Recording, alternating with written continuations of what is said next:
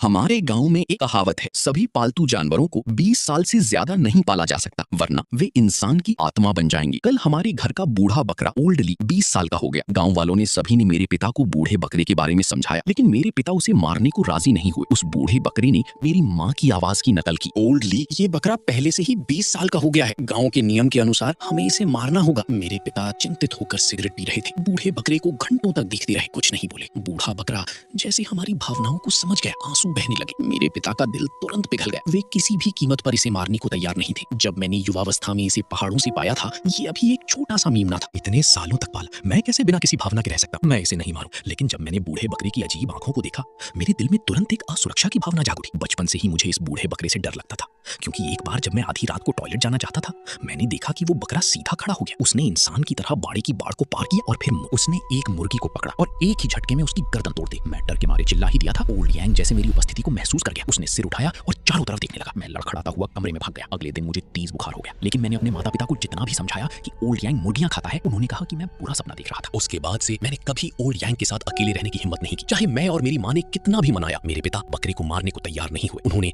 Old यांग जैसा दिखने वाला एक और बकरा खरीदा, बलि का बकरा, गाँव वालों को धोखा देने के लिए। ओल्ड यांग को उन्होंने मेरे कमरे के पास वाली लकड़ी की कोठरी में छुपा दिया। मेरे पिता ने प्यार से ओल्ड यांग के सिर को सहलाया।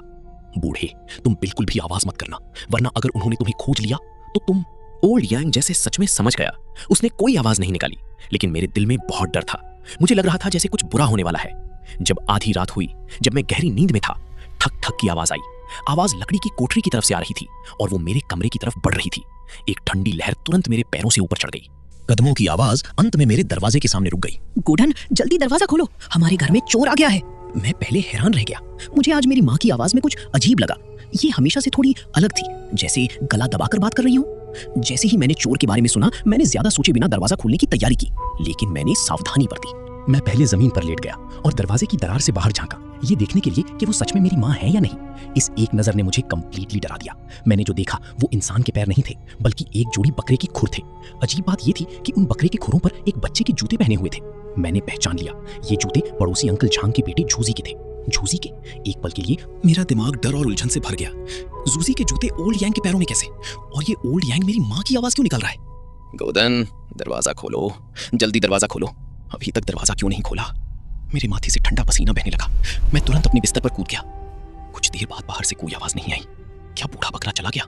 मैंने राहत की सांस लेनी चाहिए, लेकिन मेरी आंखों ने खिड़की के बाहर कुछ खड़ा देखा। मैंने अकड़कर सिर घुमाया, देखा कि बूढ़ा बकरा खिड़की के बाहर सीधा खड़ा है, सिर तिरछा करके मुझे देख रहा है। उसके मुंह के चारों तरफ खून लगा था और वो लगातार टपक रहा था। मुझे ऐसा शायद लगा जैसे बूढ़ा बकरा मुस्कुरा रहा है।